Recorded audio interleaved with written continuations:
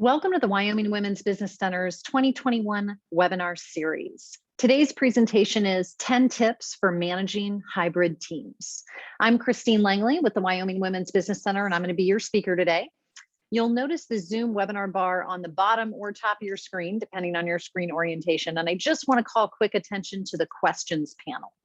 If you have any questions during the webinar today, I want you to use that panel to communicate with me. And immediately following this presentation, we're going to launch a survey. And so I ask that you just stay on the line a couple minutes to complete that survey because it does provide us, as well as our funding partners, with valuable information.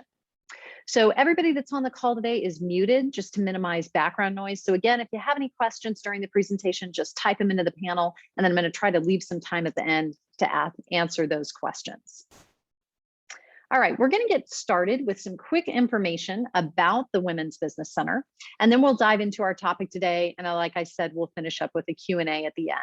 This is a 30-minute format, and so we appreciate everybody joining us on what might be your lunch hour. And so this is being recorded. All of our webinars are recorded, and they're all available on our YouTube channel. You can just go to youtube.com and search for the Wyoming Women's Business Center. I'd love for you to subscribe to our channel so that you can check out all the other business education content that we've provided over the last several years. I think that you'll find it's a robust resource. All right, the WWBC is a nonprofit organization, and our mission is to enable and empower Wyoming entrepreneurs. And of course, we have a special emphasis on women. And so we do our work through three distinct programs. The first is our business counseling and training program, which is always free.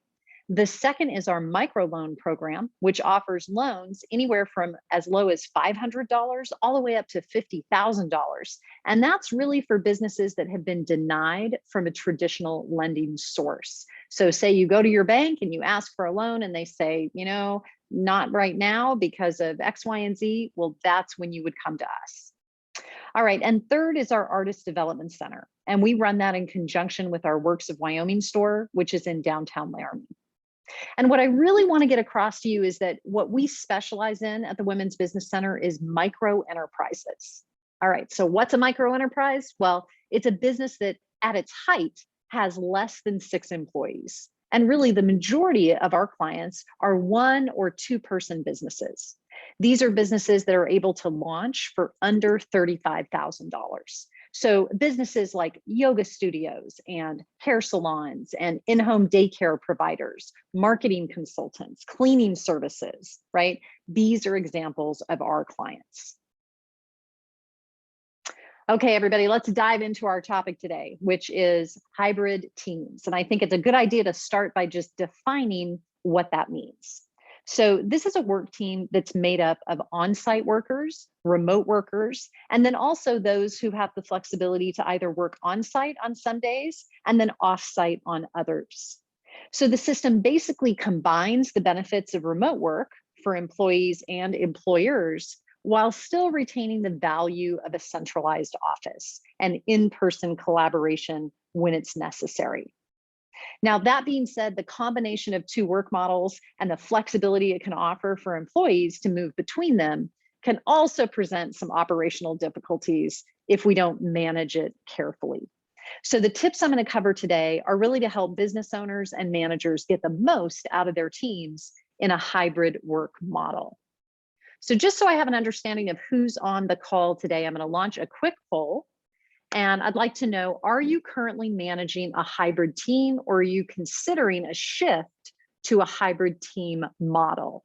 Really simple, just yes or no. This is all anonymous when you answer, so let me know. I'm guessing if you're on the call, you're going to answer yes. And I'll just give everybody a few more seconds to respond. Are you currently managing a hybrid team, or are you considering it going forward? Yes or no? All right, great, guys. Thanks so much. And everybody on the line today answered yes. So I don't think it's necessary to share those results. Let's dive right in. All right, so the first step to successfully managing hybrid teams is really to establish a set of unifying rules. And those rules are going to apply equally to both on-site and off-site workers. Really important, equally. Okay, doing this is going to help the workforce to feel more like a single team, and it's going to provide that consistency of a well-managed team. So let's talk about your remote staff first. We know that the majority of communications occur online and include all workers. Okay, so rules are going to need to be established for all employees to clearly understand how and when to communicate and collaborate with colleagues who aren't always physically present. So what's that going to look like, and what are those rules that you can establish? So here's some examples. You're going to want to establish clear communication channels for contacting team leads, right? Is there a certain time window when those people are available? And if you're a remote employee, how should you connect? Do you call them using, a phone? Do you use a messaging app? Are you going to use email? What's the process? You're also going to want to set up rules when employees begin and end their day, especially if flexibility is offered. And then defining the times that employees are expected to respond to communications is also going to be really important, right? So are you going to give people 24 hours to respond, or if they're an employee, they really need to be responding within 2 hours or 6 hours? What does that look like? Because if you clearly define equal parameters for all of your employees, then you're going to eliminate any potential confusion and then avoid a division between on-site and off-site employees. That's really the key here with establishing rules, is to make sure that you don't end up with two different teams within your company. We want one team, and so one set of rules across all employees. All right, next up, setting individual and team goals. Now, one of the best ways that you can keep employees on task, regardless of whether they're working on site or remotely, is to set clear goals. And so more specifically, there should really be a combination of collective goals, which furthers the aims of the business. And then you'll have individual goals, which is going to help employees with personal development. Now, regardless of whether you're working on collective goals or individual goals, remember that your goals should always be SMART. And that's an acronym, and it means specific, measurable, achievable, realistic, and timely. And so I've got some trigger questions there on the screen for you to really test your goals against, to make sure that they're following that SMART guideline. And if your targets or your objectives are too vague or too unrealistic, or really just impossible to measure, then they actually become more of a hindrance than a help. And SMART goals can serve for those hybrid employees. It gives them that purpose and a clear focus, even though there's no physical presence of a manager. All right, so another quick poll here just to see where you guys are at as far as your SMART goal planning with employees. Are you currently managing using SMART goals? Yes, no, but I'm planning on starting. Where are you personally at? For small business owners, this can be tough. I know it feels sometimes like just another thing on your list of things to do. But if you will start managing by goals, your life actually gets a lot easier, and it becomes clear cut as to whether people are functioning in their role or not, right? You're just measuring people against the goals, which you can set. But my favorite thing is to set those goals together with the employees so that there's a vested interest. All right, guys, it looks like we've got some yeses and also some no's, but I promise to start. All right, good job. Okay, guys, tip number 3, moving on. My third tip is really to provide multiple communication tools. And so if we've learned anything during COVID, it's that hybrid teams rely heavily on video conferencing software. So platforms like Zoom, the one we're on today, and Microsoft Teams, right? They're likely to play a key role for you in your business. However, beyond this, staff should have other communication channels that are available to them. So depending on your business, this might mean providing company phones or phone reimbursements, establishing an internal messaging system, like with dedicated channels like Slack, email, or really all of the above. And so the key here is really the rules and the protocol for when and how you're going to use each channel. And those rules need to be clearly outlined by managers to avoid important information getting lost in like casual chats, or conversely, channels that should be restricted for more important information, or being clogged up by irrelevant conversations, right? So you really want to try and manage those channels and have definitions on them of when it's appropriate for your staff members to be using those channels. And I always tell clients you want to be mindful of communication overload, right? A remote first approach actually requires that most communication is done online, but constant notifications can be really distracting. So managers need to find a way for employees to stay up to date with important developments without having to respond to every single notification that hits their screen. So consider all of that when you're taking a look at your rules and the communication channels you plan on implementing. And of course, there are plenty. Okay, next tip is automating processes by really using integrated software. So it's important that you establish a centralized cloud-based system like Google Workspace to ensure that everybody has equal access to your tools and all of your information, really regardless of where they work. So these platforms offer kind of a level of automation that can really save you hundreds of work hours if you use them correctly, especially for hybrid teams. And if you use these platforms really well, then managers can ensure that all their team members are always receiving the most up-to-date information, or they at least have access to it. But remember, it's really up to you as the owner or the manager to ensure that these platforms are being used to their full potential, and that everybody is trained to use the software. So I recognize that it's going to take an investment on the front end, but I promise that you'll see the return on that upfront investment. So let's just get a sense of where everybody is at when it comes to cloud-based file storage. So I'm going to launch a quick poll. I just want to know, do you have a cloud-based system for file storage right now? Yes or no? Is that something that you've implemented? This is great. It looks like almost everybody's answering yes. Very exciting. And so what I find often, I'll go ahead and close this out. Thanks everybody for participating. You'll see we've got 100% saying yes, they have it.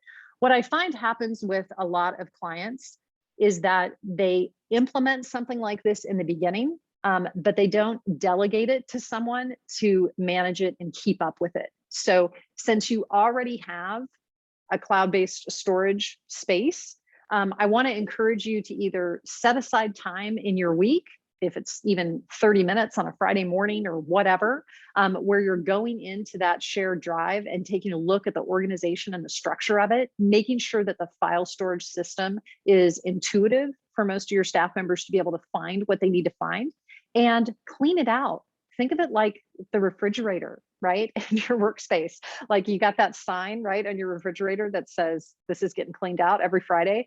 Think of your cloud storage space the same way. What are the files that can get removed? What are the files that can get reorganized so that that stays a great space for people to find information and the tools and the resources that they need?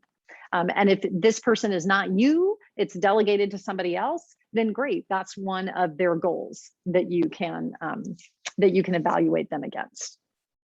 Utilizing it to its full potential. That's the key. All right, guys, tip number 5 is optimizing team meetings and discussions. Now, this is really one of my personal favorites, and it's because I've been in the workforce for over 20 years now, and my personal pet peeve is unproductive or unorganized meetings. Drives me nuts. If you have a mix of in-person and remote attendees, then the need to optimize and organize becomes even stronger. So what are the issues that plague meetings regardless of the team makeup? The first is lack of direction. The second is time-wasting activity. And the third most common is unnecessary invites, right?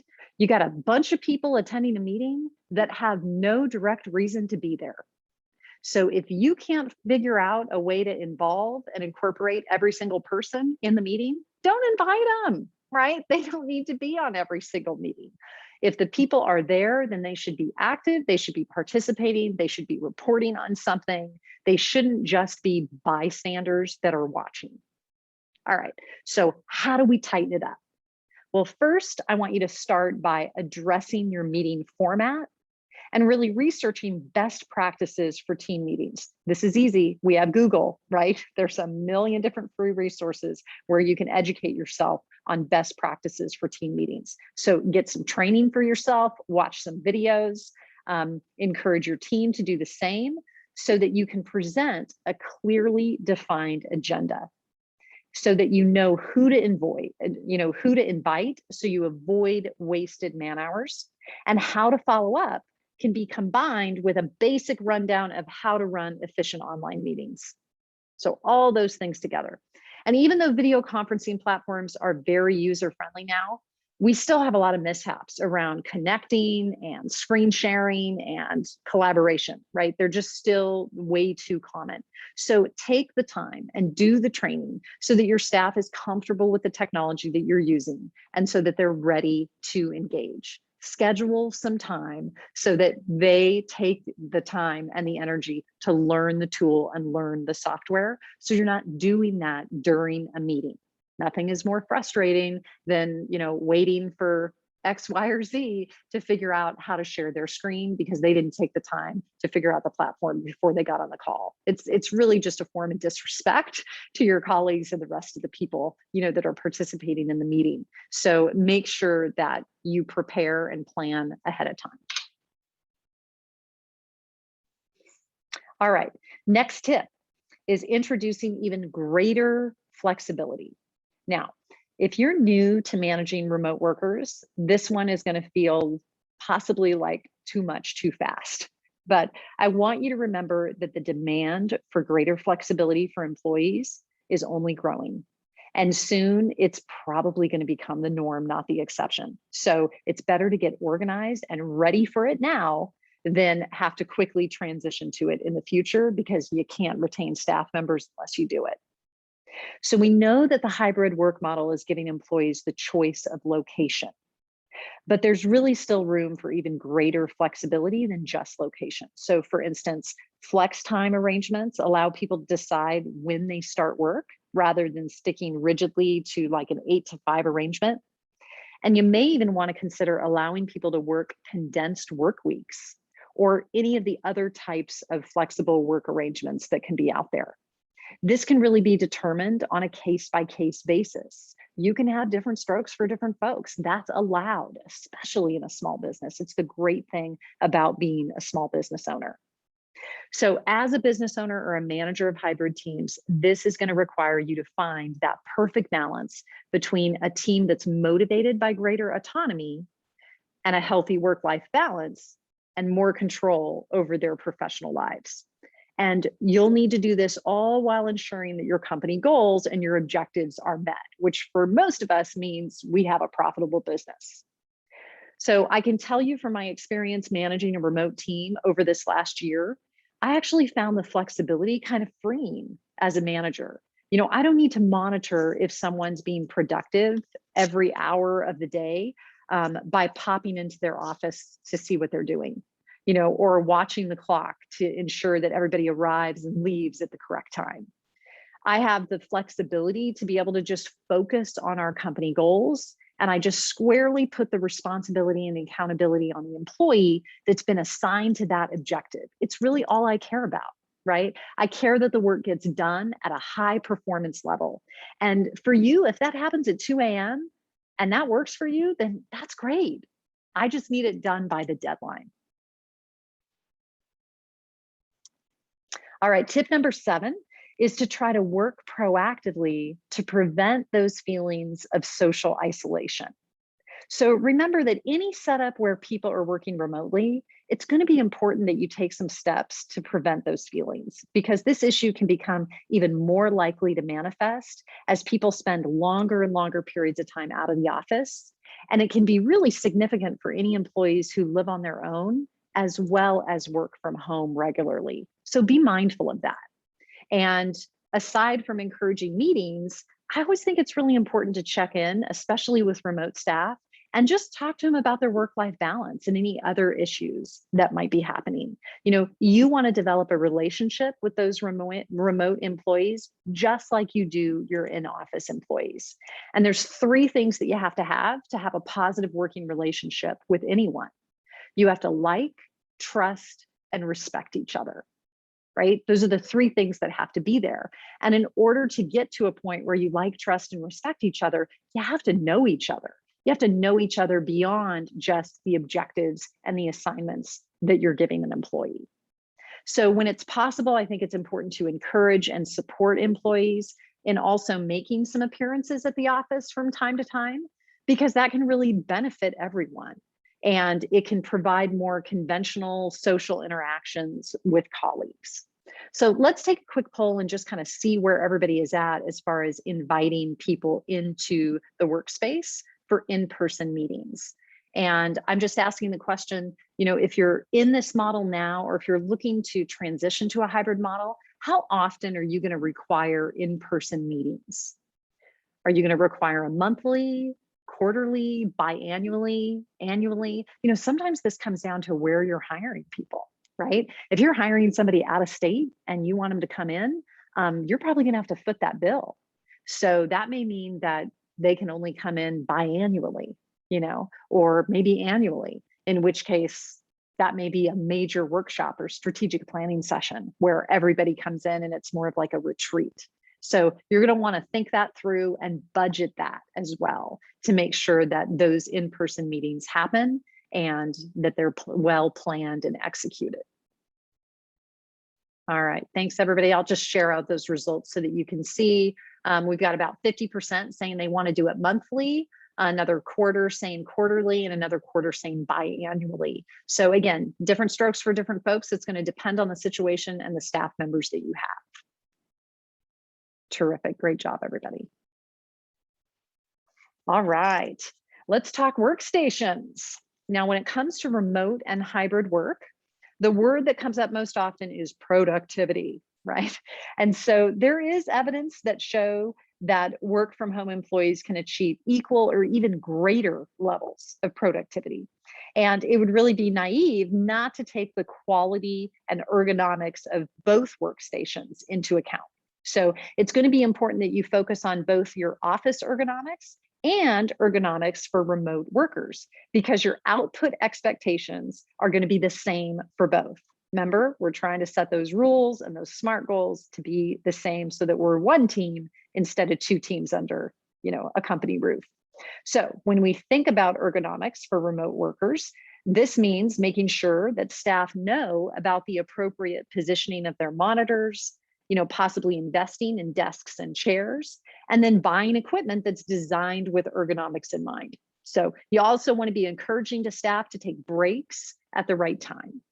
So one of the things that I did with remote workers last year was I had them take pictures of their workspace, of where they would traditionally be working. And, at first, people thought that was kind of funny, and I got pictures of their bedrooms and whatnot. But then we got serious and we got pictures of where their actual workspace is. And so we talked about things that we could do to improve that in order to help them be the most productive and the most comfortable in their workspace. And so some people didn't need anything, other people needed a chair, some people needed an extra monitor, and we just worked that on a case-by-case basis. So encourage you to do the same. All right, tip number 9, leveraging the best technology solutions. Now, this might sound similar to tip number 3 when I spoke about communication tools, but I really want to get across here that the 2020 pandemic, it just triggered an explosion of communication and collaboration software platforms that were really designed to support remote and hybrid workers. And we know that this wave is really unlikely to slow down at this point. So as new platforms emerge and current platforms become more finely tuned to support this shifting workforce, I want you to be sure that you're keeping up to date with the latest technologies and trends. And as painful as new software can be to implement, it's really important that you stay current with technology so you don't find yourself using outdated platforms. It's just going to slow down your team's productivity and hurt your ability to retain top talent, right? It's always embarrassing when a new employee starts and says, are you not using such and such platform, right? Like, you want to be ahead of the curve, not behind it. So think about digital whiteboarding for sharing ideas, and ask your team if providing dual monitors or second screens would be helpful for them. Some employees are going to be great at discovering new technologies, and other employees are going to lag behind. So I like to make it part of a staff member's job to really identify and present new technology for the team, so that you always stay ahead of the curve, like I said, rather than being behind it. All right, guys, last tip for today is to be sure that you're leading your hybrid team from the front. That means you need to exhibit the sort of behaviors that you really want to see in your team. So if a hybrid or remote working situation is new to your company, then employees are going to be looking to you and following your lead when you establish best practices. So remember, everything from communication style to meeting formats and output expectations, right? Team members are going to be looking at you to set that bar.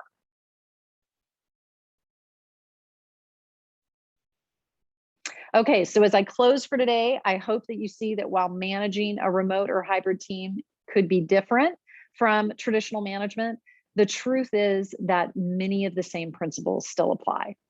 Good communication always has been a part of effective management. The only difference in a hybrid team is that communication has moved online. So in some ways, online communication can be even more efficient because there's a record of it that employees can refer back to most of the time.